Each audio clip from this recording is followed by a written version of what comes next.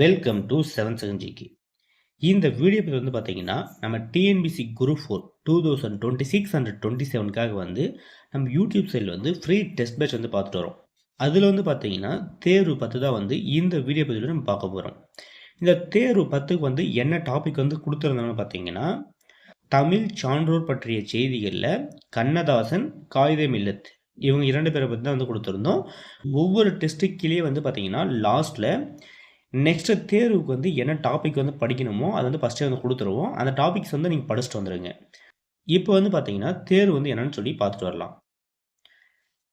First question, தமிழக அரசியல் வானில் கவ்விருந்த காரிருளை அகற்ற வந்த ஒளிக்கதிராக காயிதே மில்லத் திகழ்கிறார் என்று கூறியவர்?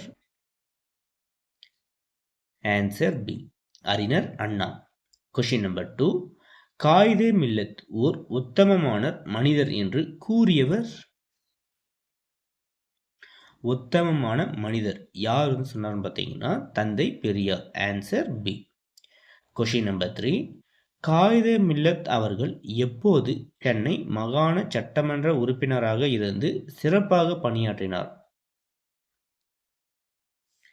ஆன்சர் பார்த்தீங்கன்னா டி, 1946 1952 வரை. நெக்ஸ்ட்டு கொஷின் நம்பர் 4, கூற்று காரணம். கூற்று வந்து பாருங்க, இந்திய அரசு கனிம வளங்களை பயன்படுத்தும் பல்வேறு திட்டங்களை நடைமுறைப்படுத்தியது. சரி. காரணம் வந்து பாருங்க, இந்திய நாட்டின் கனிம வளங்களை பற்றி நாடாளுமன்றத்தில் எடுத்துரைத்தவர் காயிதே மில்லத். இதுவும் சரிதான். ஆன்சர் பார்த்தீங்கன்னா சி. கூற்று காரணம் இரண்டும் சரி. காரணம் கூற்றுக்கான சரியான விளக்கமாகும். நெக்ஸ்ட் கொஷின் நம்பர் 5, இயேசு காவியம் பாடியவர்? Answer C, Kannadasan. இயேசு காவியம் பாடியவர் வந்து பார்த்தீங்கன்னா கண்ணதாசன். கொஷின் நம்பர் 6, சேரமான் காதலி என்னும் புதினத்திற்காக சாகித்ய அகாடமி விருது பெற்ற திரைப்பட கவிஞர் யார்? Answer A, Kannadasan. Question number 7, Kannadasan எந்த இலக்கிய வடிவங்களில் படைப்புகளை எழுதியுள்ளார்? ஆன்சர் பார்த்தீங்கன்னா டி, மேலே உள்ள அனைத்தும்.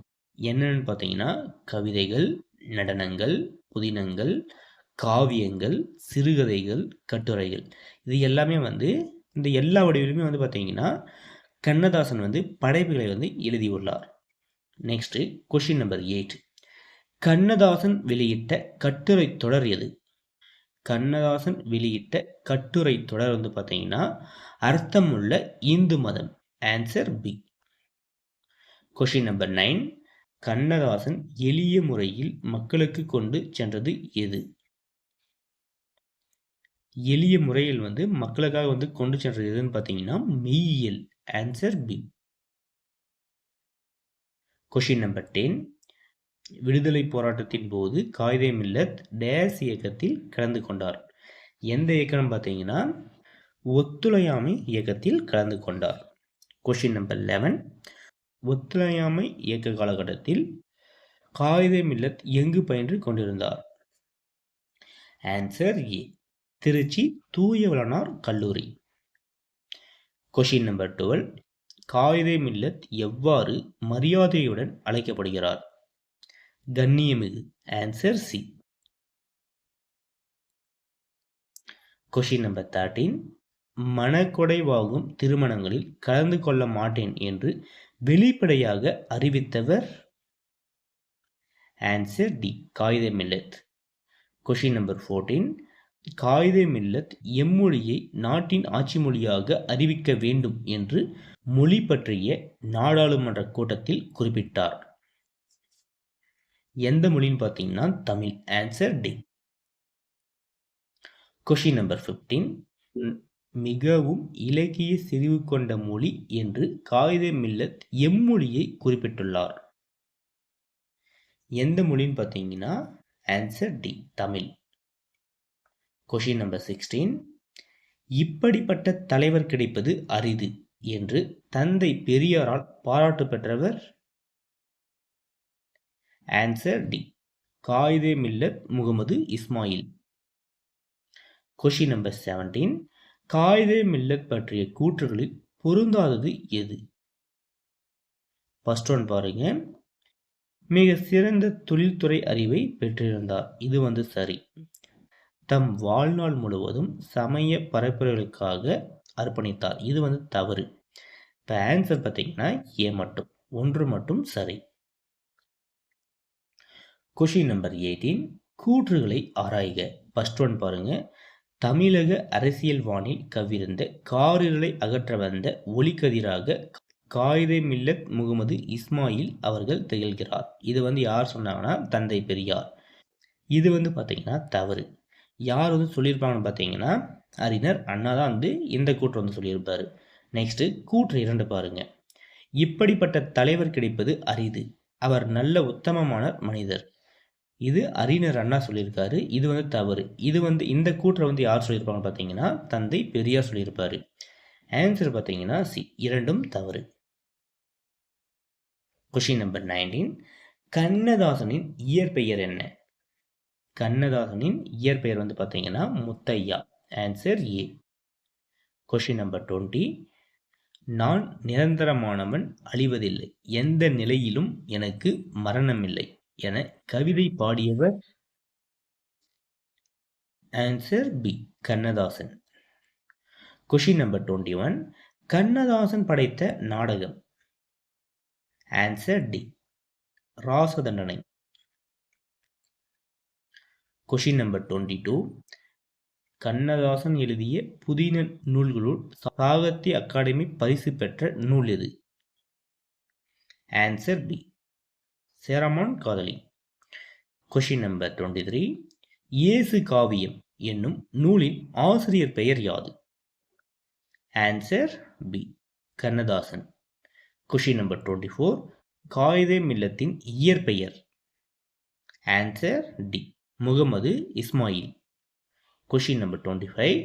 காயிதே மில்லத் என்பது எம்மொழி சொல்? காயிதே மில்லத் பார்த்தீங்கன்னா அரபு சொல். Answer C. Question number 26.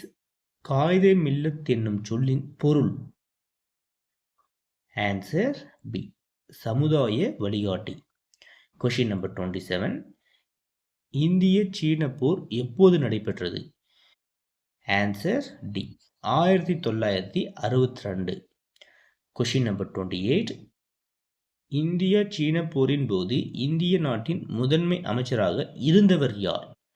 யார்னு பார்த்தீங்கன்னா Jawaharlal Nehru. Answer B. Question number 30. Quaide Millat டேஸ் பண்பிற்கு உதாரணமாக திகழ்ந்தார்? Answer B. எளிமை. Question number 31. கண்ணதாசன் முதலில் எழுதிய திரைப்பட பாடல் எது? Answer B. கலங்காதிரு மனமே. Question number 32. பொறுத்துக. பூங்கொடி. பூங்கொடினா பார்த்தீங்கன்னா முடியரசன். கொடிமுல்லை பார்த்தீங்கன்னா வாணிதாசன். ஆற்றனத்தி ஆதிமந்தி அது யாருன்னு பார்த்தீங்கன்னா கண்ணதாசன். பட்டத்தரசி சுரதா. ஆன்சர் பார்த்தீங்கன்னா சி.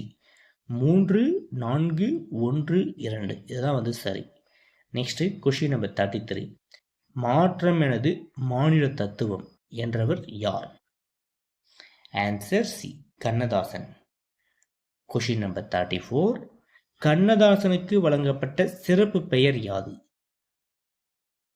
Answer B. கவியரசு. Question number 35. கண்ணதாசன் எந்த மாவட்டத்தில் பிறந்தார்? Answer C. Sivaganga. Question number 36. Kannadasan திரைப்பட பாடலாசிரியராக அறிமுகமான ஆண்டு எப்பன்னு பார்த்தீங்கன்னா 1949. Answer C. Question number 37.